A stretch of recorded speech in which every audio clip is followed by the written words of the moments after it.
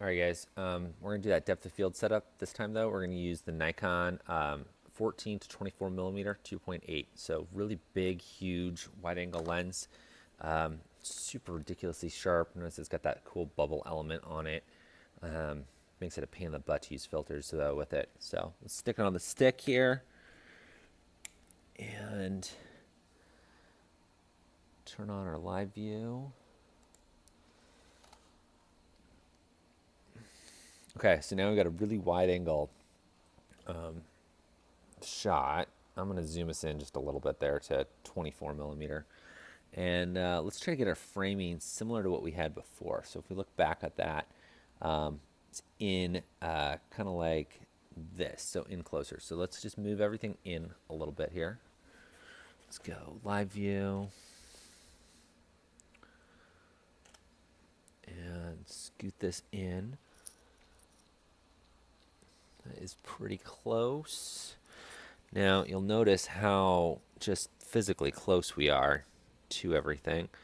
I know the iPhone's kind of wide angle, but it is in there pretty darn tight. Let's see. Tip this down a little bit. And I want to swing you guys in this way so you can see a little better.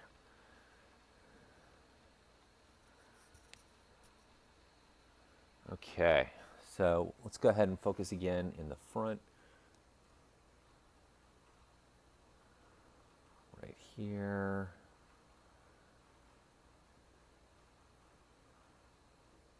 We're good. Back off. And I'm going to turn live view off now. All right, so we're at f16. About the same, almost 2-second exposure there. In fact, I'm going to tweak this just a little bit so it's exactly the same. I'm going to go mode, manual. So now I'm in manual mode, and I'm going to bring this down to 2 seconds. All right, so it says I'm a little overexposed, but just from our framing is different, so I'm going to go with what we're getting there because there could be some things that are kind of throwing that off. So it's our first shot at f16. So we're going to go, let's go f8.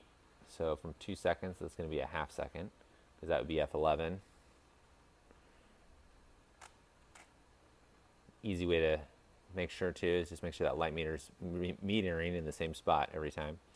So that's f8, and let's go f4. I'll do 5.6. So a quarter second. F4. Eighth of a second. You can hear that shutter. It's a little faster every time. And we'll do one at 2.8. So let's look and see what we get here. So this is at 2.8. I'm going to swing this around.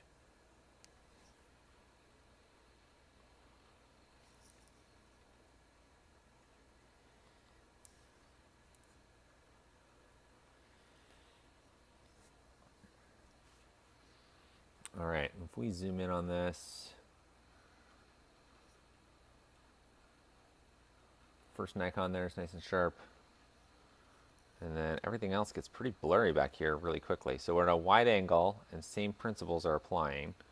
Depth of field. Let's go back a couple. This one is at f8 right here. So I'm using that back screens to see my info. Zooming into 100%. And at f8, that's sharp. That guy's pretty sharp.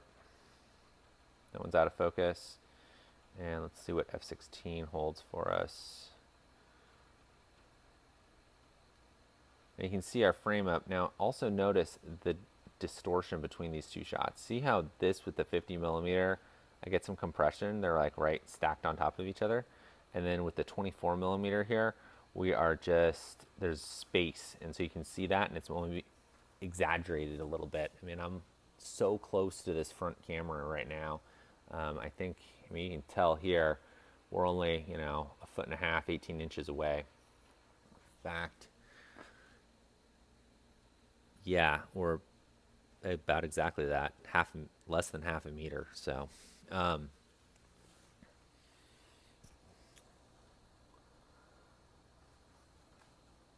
all right. So this is at f16. Yep, half second. So let's look and see. Oops, sorry about that. All right, really sharp,